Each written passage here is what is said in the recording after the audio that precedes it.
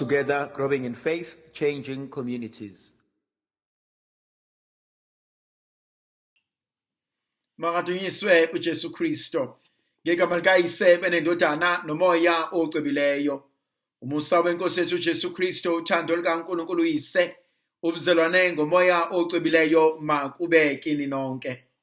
Namhlanje thandwa zami, ngifisa ukufundwe incwadi yevangeli njengoba ilotshwe nguMateyu umpostoli, isahluko sama-22, ivesi yokuqala kuze kube ivesi ye-14. Kuleyo nkathi uJesu esephendula wakhuluma futhi kubapriste abakhulu namalunga abantu ngezilinganiso wathi, umbuso wezulu ufana nomuntu oyinkosi owenzela indodana yakhe umshado. Wathuma izinceku zakhe ziye kobiza abamenyiweyo beze emshadweni, kepha bona benqaba ukuza. Waphinda wathuma ezinye izinceku wathi, batsheleni abamenyiweyo ukuthi nakhu ngilungisile idili lami, izinkabi zami nezinkomo ezinonileyo zihlatshiwe. Nakho konke sekulungile. Wozani emshadweni. Kodwa bona basimaze bamziba nje, bazihambela omunye waya ezweni lakhe, omunye entengweni yakhe.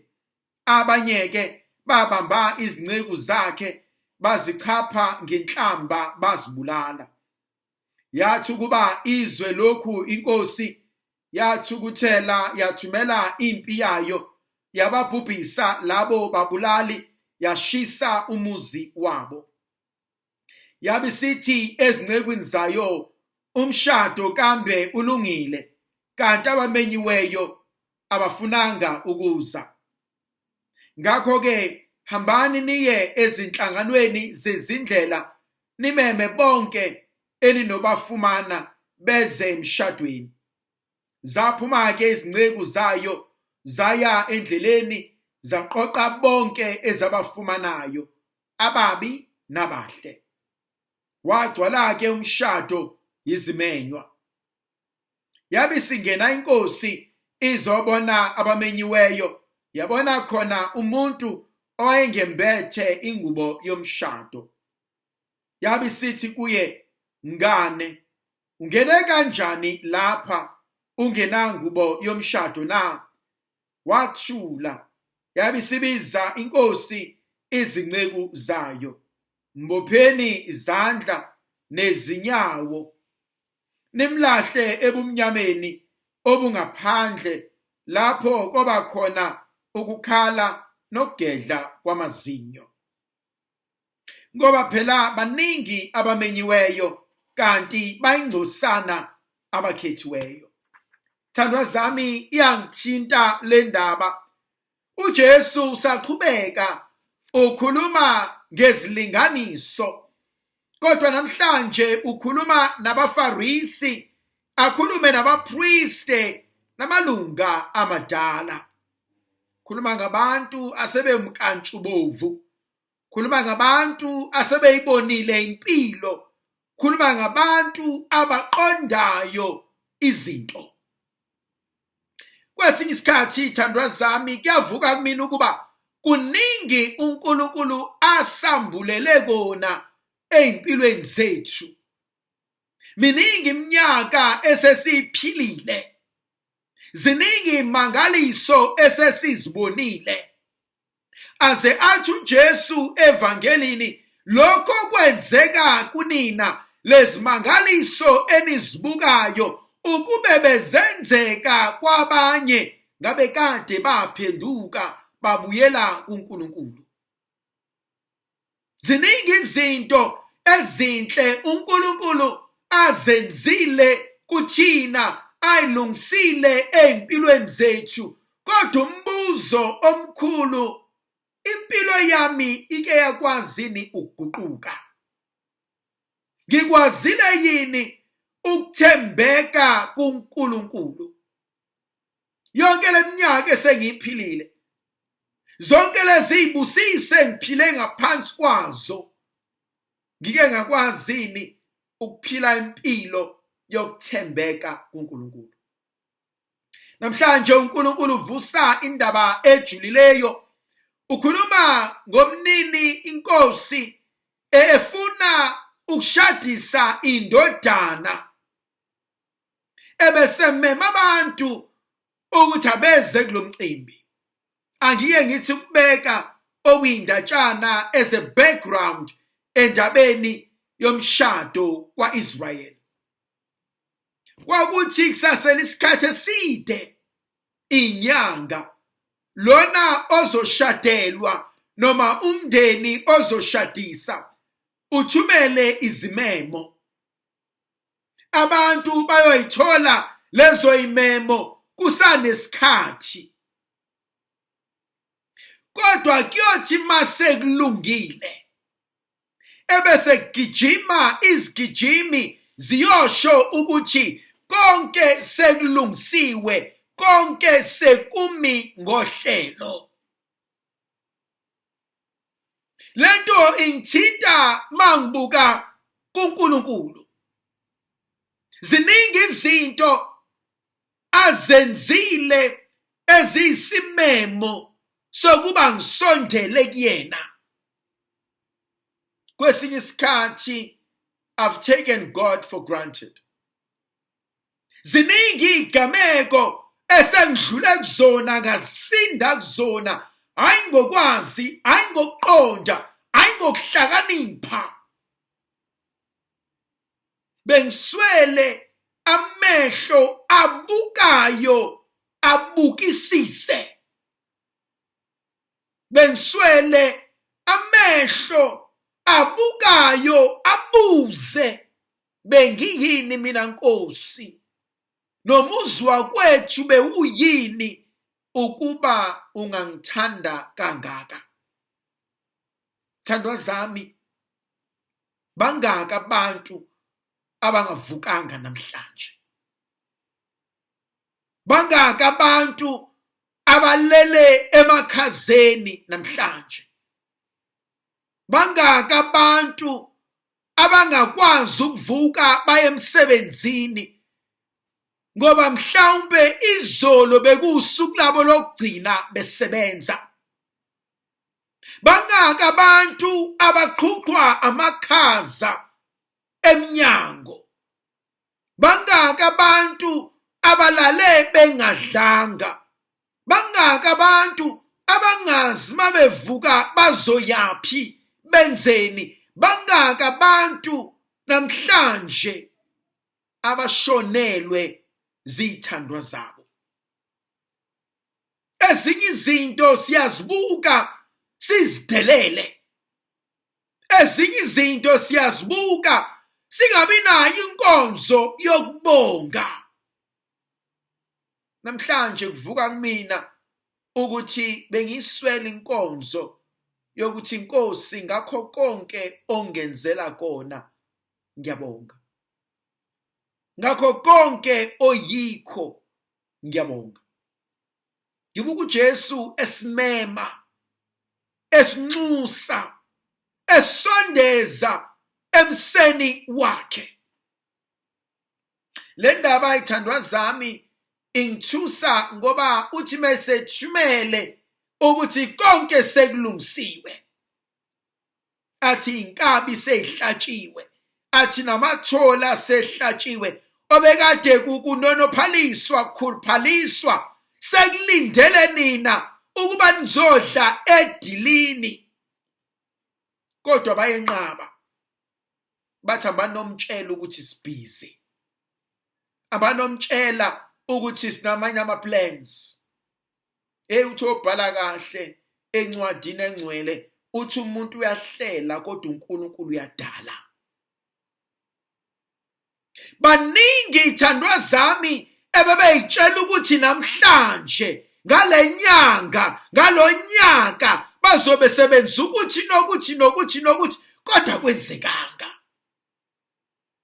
Maningi amaphupho ashabalalile, baningi abantu abangakwazanga uqeda ifiso zabo. Kodwa wena namhlanje mina namhlanje uNkulunkulu sinikeza elinye ithuba.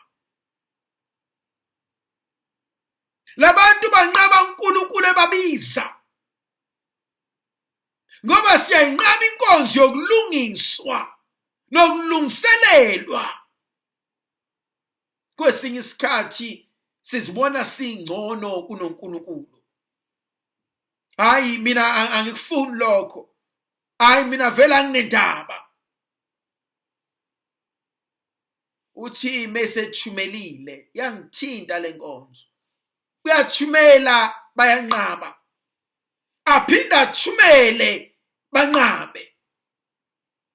Ekugcineni ebesethi angisale sengithatha abanye. Lithi izwi likaNkulunkulu wathi eyisebenzini hambane empambanweni zemgwaqo.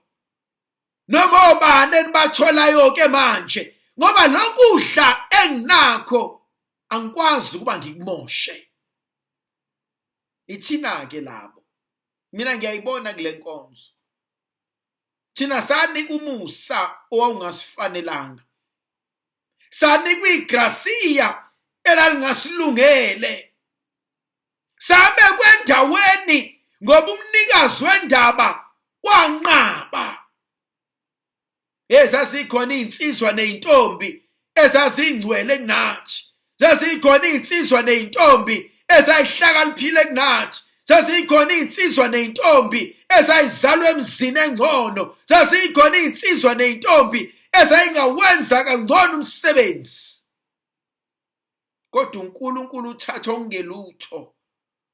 uNkulunkulu uthathe okubukeka kudelelekile. Wathi ngifuna lokho.